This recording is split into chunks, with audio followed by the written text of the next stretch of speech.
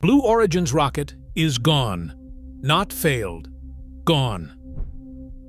At 9 p.m. on a Thursday night, a 321-foot rocket loaded with liquid methane and liquid oxygen simply ceased to exist on its own launch pad. No weather event, no in-flight emergency, no warning visible to the public.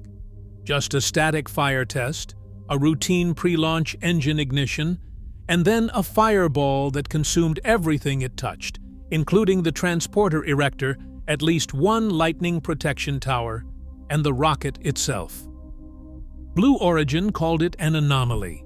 The FAA said the test was not within the scope of its licensed activities.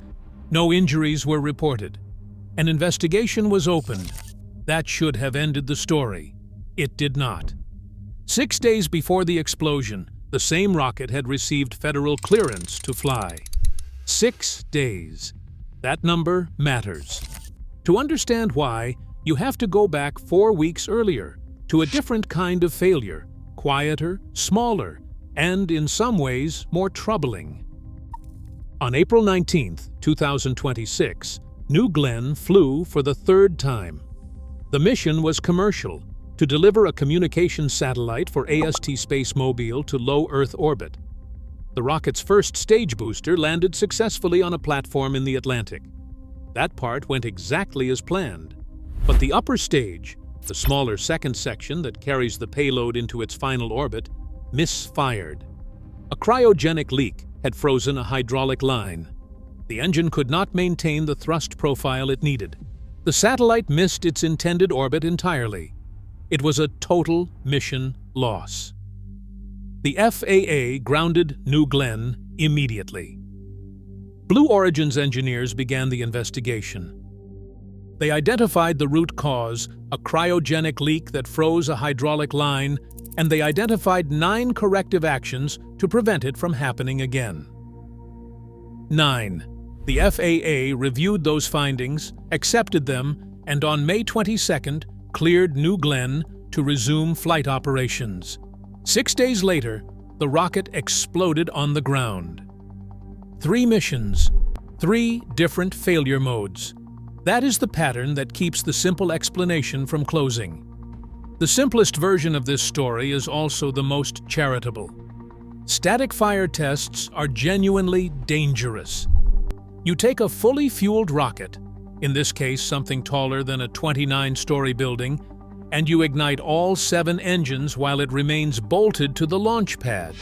The engines fire, the data gets recorded, the engineers confirm the systems are healthy, and then the engines shut down.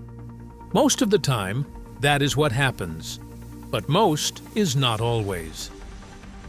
The last time a rocket exploded at Cape Canaveral launch facilities during that kind of test was 2016. A SpaceX Falcon 9 blew up at Space Launch Complex 40 on September 1st of that year. It destroyed the rocket, the pad, and the satellite it was carrying, a Facebook-commissioned communication satellite with a contract value over $200 million. The explosion damaged the pad so severely that it was out of service for more than 15 months. SpaceX managed because it had other launch sites. It moved to Pad 39A at Kennedy Space Center and kept flying. The program survived the hole, that is, version 1. These things happen. Static fires carry risk. The failure, however terrible, is within the known failure envelope of this business. That version is not wrong. The problem is what it does not explain.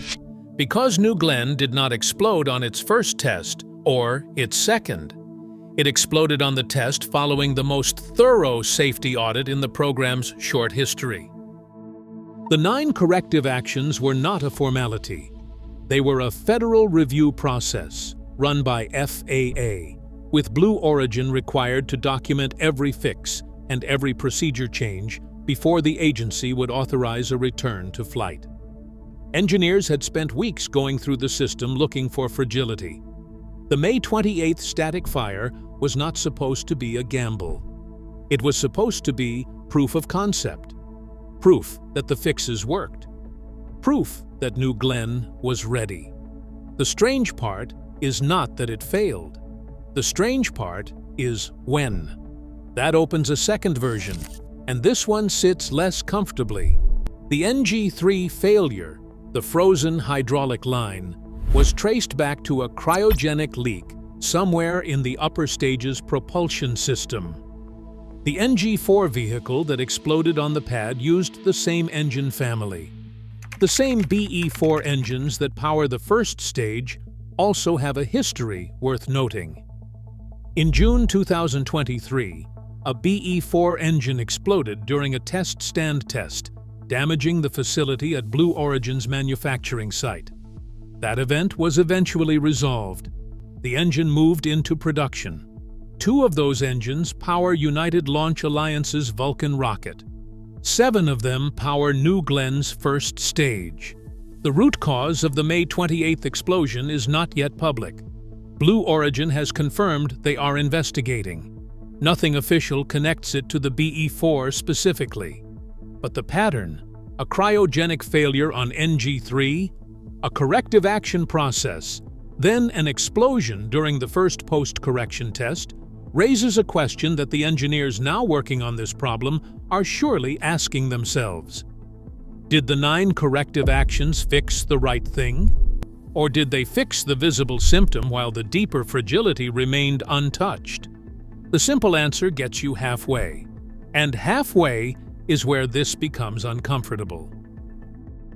Here is what a static fire actually requires. The rocket must be fully loaded with propellant.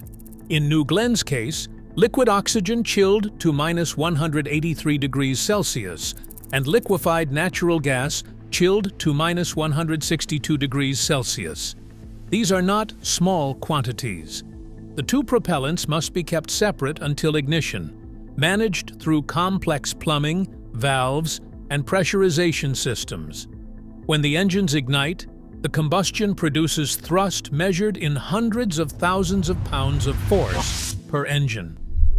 7 engines firing simultaneously generate forces that would pull a fully loaded 747 off the ground more than 60 times over.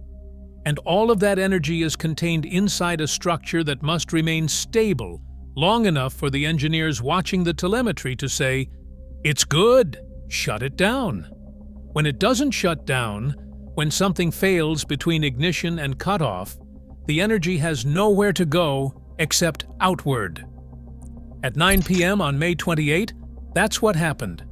The cameras running that night, operated by NASA Spaceflight.com and Spaceflight Now, captured it. The engines appeared to begin igniting. Then the base of the rocket was swallowed by a fireball. The 188-foot first stage began to tilt. The 86-foot upper stage started to fall. And then the vehicle, months of preparation, 9 corrective actions, a federal clearance issued 6 days earlier, was gone. Now comes the detail that most people skip over. Most people heard the word explosion and then heard FAA investigation and assumed the federal government was on the case. That is the expected pattern. A commercial rocket destroys itself at an American military installation, and the FAA investigates. That is how it worked after NG-3. That is how it worked after the 2016 Falcon 9 event. That is how the system is supposed to function. The FAA's statement on the night of May 28 was 4 sentences long. The relevant sentence read, "This test was not within the scope of FAA licensed activities. There is no mandatory federal investigation. Blue Origin is investigating itself." The regulatory structure that governs commercial spaceflight draws a legal line between a licensed launch operation and a ground test. Static fire tests are not launches. That line is not secret, and it is not a conspiracy. But it means that the most destructive explosion at a Cape Canaveral launch facility since September 2016, an event that destroyed a rocket, leveled a transporter erector, and knocked out at least 1 lightning protection tower, triggered 0 mandatory federal oversight. Blue Origin is legally required to disclose its root cause findings before the pad can be cleared for future operations. But the investigation itself is theirs to run. That is where the story stands as of this moment. The root cause is unknown. The investigation is ongoing. And there is one more fact sitting quietly at the edge of all of this, waiting to be understood. Blue Origin has exactly one launch pad for New Glenn. It is the pad at Launch Complex 36, the same pad that is now destroyed or severely damaged. The real shock is not what Blue Origin lost on May 28th. It is what was depending on it. Think for a moment about what a launch pad actually is.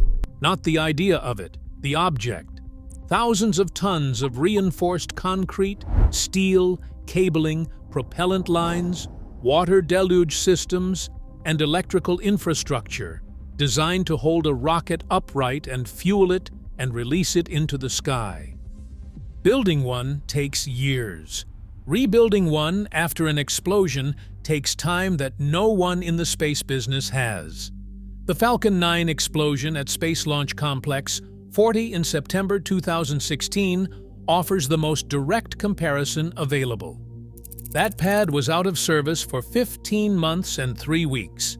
SpaceX kept flying during that period because it had Pad 39A at Kennedy Space Center. It had a backup. It had room to fail without stopping. Blue Origin does not have a backup. Launch Complex 36 is the only pad Blue Origin has ever built for New Glenn.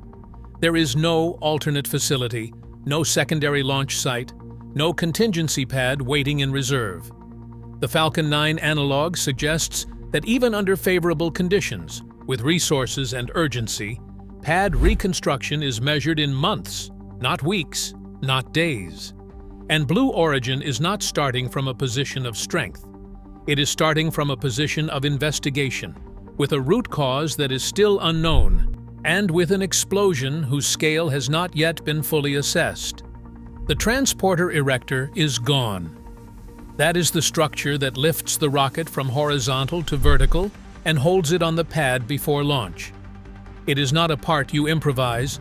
At least one lightning protection tower is destroyed.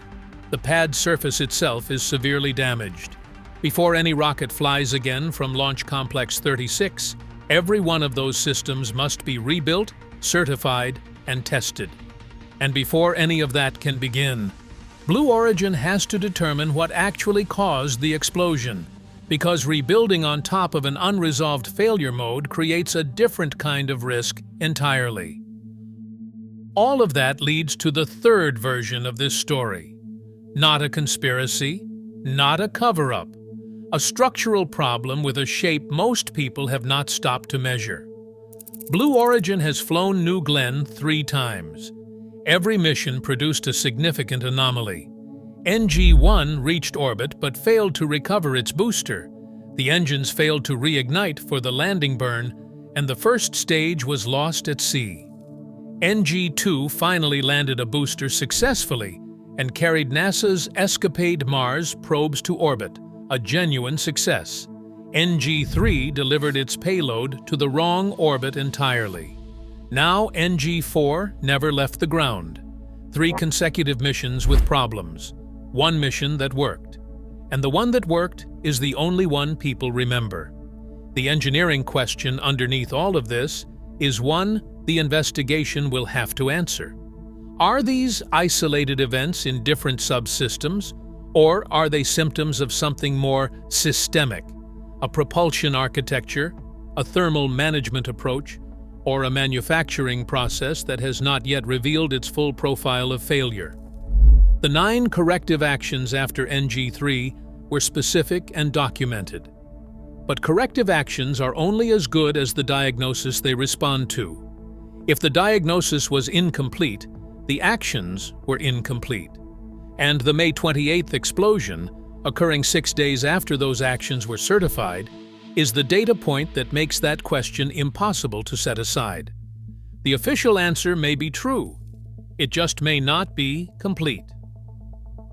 That distinction matters because of what is sitting on the other side of New Glenn's schedule. Imagine you are one of the astronauts training for NASA's Artemis program. You have spent years learning the systems of the Orion spacecraft, the procedures for lunar orbit rendezvous, the timelines for surface operations near the Moon's south pole. Your mission depends on two vehicles: Orion, which carries you to lunar orbit, and a lander, which carries you to the surface and back. NASA has two landers under contract. One belongs to SpaceX, a lunar variant of Starship, which has completed multiple test flights but has never flown with crew and has not yet achieved the specific configuration required for a crewed lunar landing. The other belongs to Blue Origin, the Blue Moon Mark II, which has never launched at all. That lander was supposed to reach orbit for the first time on a New Glenn rocket. The uncrewed version, Blue Moon Mark I, was scheduled to fly to the lunar surface on New Glenn later this year, a demonstration mission designed to test the vehicle's ability to land, survive, and operate on the Moon. The crewed version, Blue Moon Mark II, was part of Artemis III, a mission NASA's administrator had publicly scheduled for mid-2027 as a low Earth orbit demonstration test, the step before the actual lunar landing. Artemis IV, the mission that was supposed to put human boots on the Moon's surface for the first time since December 1972, was targeted for late 2028. That entire chain depends on New Glenn flying. New Glenn's only pad is destroyed. The root cause of the explosion is unknown. The investigation timeline is open-ended. Wendy Whitman Cobb, a professor at the U.S. Air Force School of Advanced Air and Space Studies, wrote in the days after the explosion that Blue Origin's inability to launch Blue Moon anytime soon is likely to put the company out of the running for Artemis III. She concluded plainly, NASA's entire lunar exploration program is likely to be dependent on SpaceX for the time being. That is the fourth version. And this one is not speculation. It is arithmetic. SpaceX is now the only company with a functioning heavy-lift vehicle that is actively flying, actively landing, and actively contracted for lunar missions. The Starship lunar variant is still in development. It has not flown with crew. It has not docked with Orion. It has not demonstrated the propellant transfer technology required for a long-duration lunar mission. And yet, it is now, by default, the primary near-term path for American astronauts returning to the Moon. Not because anyone planned it that way, because the math left no alternative. The Artemis program has two landers. One just lost its rocket. The other has never reached the Moon. There is something else in this picture that most coverage has treated as a footnote. Amazon had 24 New Glenn launches under contract to deploy satellites for its low Earth orbit broadband constellation, a direct competitor to SpaceX's Starlink. The constellation needs roughly 3,200 satellites to operate at full capacity.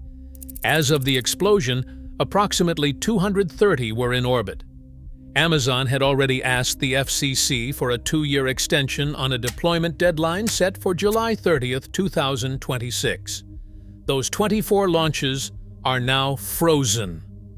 The rocket that was supposed to build Amazon's answer to Starlink destroyed itself on the pad.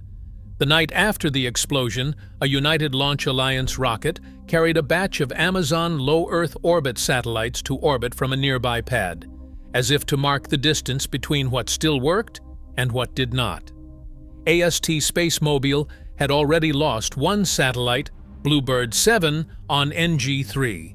It was a total mission loss. AST had planned to rely on New Glenn for future deployments as well. That plan is now on hold. The day before the explosion, NASA had announced it was awarding Blue Origin $188 million as part of nearly $1 billion split among 4 companies to deliver rovers to the Moon as early infrastructure for a permanent lunar base. The award was dated May 27th. The explosion was May 28th. Now think about Elon Musk's response. On the night of the explosion, he posted on X, Most unfortunate. Rockets are hard. Later, through another channel, he wrote, "Sorry to see this. I hope you recover quickly." These were measured, brief, polite. Musk has had his own explosions. Starship destroyed its launch tower during its first test flight in 2023. Multiple Starship prototypes have been lost. SpaceX's Falcon 9 sat on an unusable pad for 15 months in 2016. Nobody who has built rockets finds the failure surprising. The condolence was genuine in its form, but the context in which it sits is harder to dismiss. SpaceX is now the only company that can realistically deliver NASA's astronauts to the moon on the current timeline. SpaceX is simultaneously approaching what analysts are calling a potential initial public offering valued near $1.8 trillion. Its Starlink network has over 10 million subscribers. Its Falcon 9 completed 165 launches in 2025 alone. The company that just lost its primary competitor to a pad explosion is also the company that now holds, by elimination, the weight of the Artemis program's crewed lunar future. Musk said rockets are hard. What he did not say is what that hardness now means for everyone else. The root cause of the May 28th explosion remains unknown. That is not a rumor. That is the official position, confirmed by Blue Origin and acknowledged by every federal agency that responded. The investigation is ongoing. The pad assessment is ongoing. The timeline for recovery has not been publicly stated. The 9 corrective actions that were supposed to have been the answer produced a rocket that did not survive its next test. Go back to that Thursday night. The cameras were running. The engines appeared to begin igniting. Then, in seconds, Launch Complex 36 became a fireball visible across the Cape. The lightning protection tower fell. The transporter erector collapsed. The rocket that had just passed its federal safety review, the most carefully inspected New Glenn that had ever existed, was gone. That is the distance between everything done right and nothing left. Between 9 corrective actions certified by the federal government and a crater where the pad used to be. Between the most prepared static fire in the program's history and the moment the program had to start over, humanity's next footprints on the moon were somewhere inside that distance, and as of tonight, nobody can say exactly how wide it is.